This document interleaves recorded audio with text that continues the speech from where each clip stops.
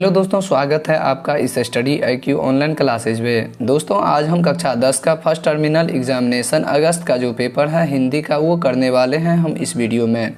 समझ गए? चलिए हम इसका ऑब्जेक्टिव शुरू करते हैं। अगर वीडियो अच्छा लगे तो लाइक कर दीजिए, चैनल को सब्सक्राइब कर दीजिए और हो सके तो दोस्त को भी शेयर कर दीजिए।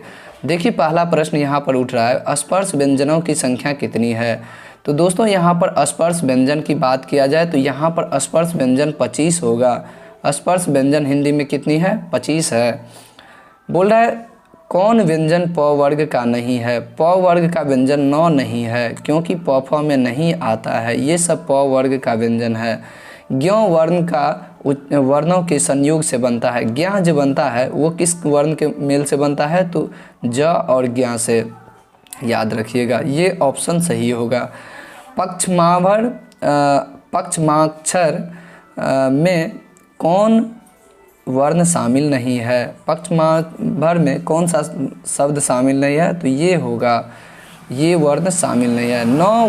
नौ का उच्चारण स्थान क्या होगा? नौ बोल के देखिए तो आप किससे बोलिएगा? तालु से।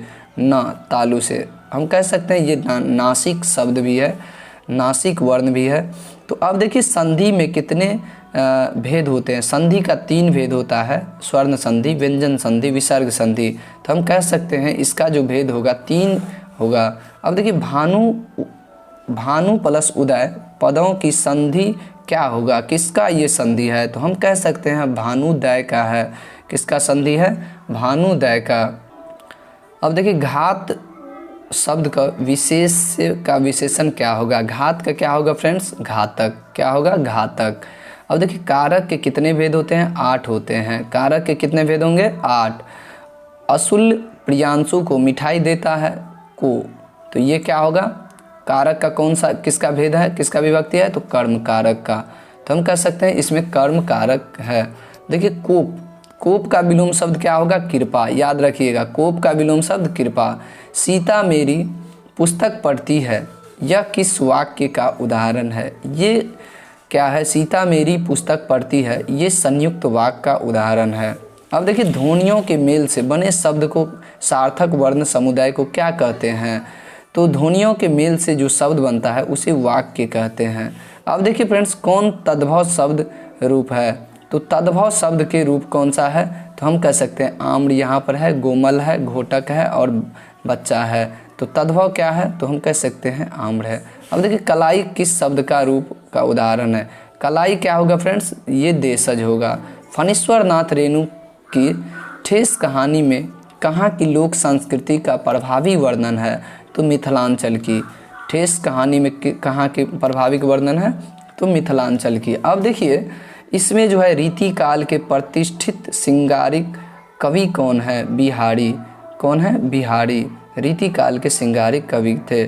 पठित पाठ के आधार पर बताए कि हुंडरू क्यों मशहूर है?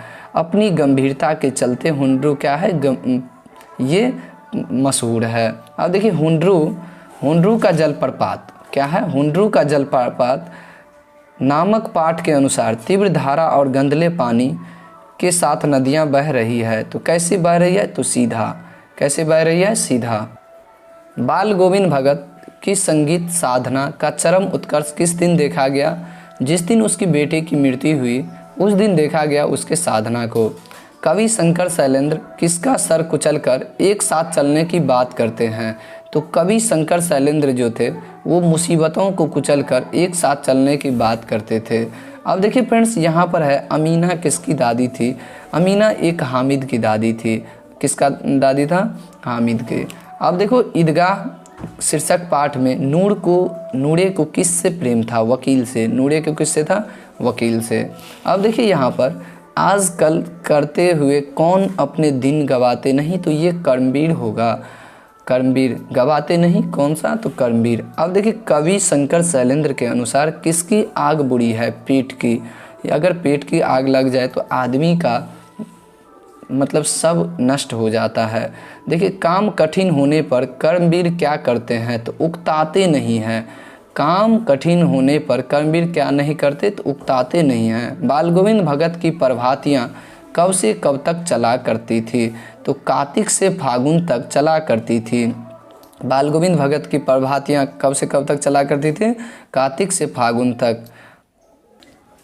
और यहाँ पर देखिए फ्रेंड्स, सिरचन को लोग क्या समझते थे? चटोर समझते थे। लाइट कट गया है, देख लीजिएगा आप लोग। सुमित शब्द का अर्थ क्या होगा? अच्छी बुद्धि वाला।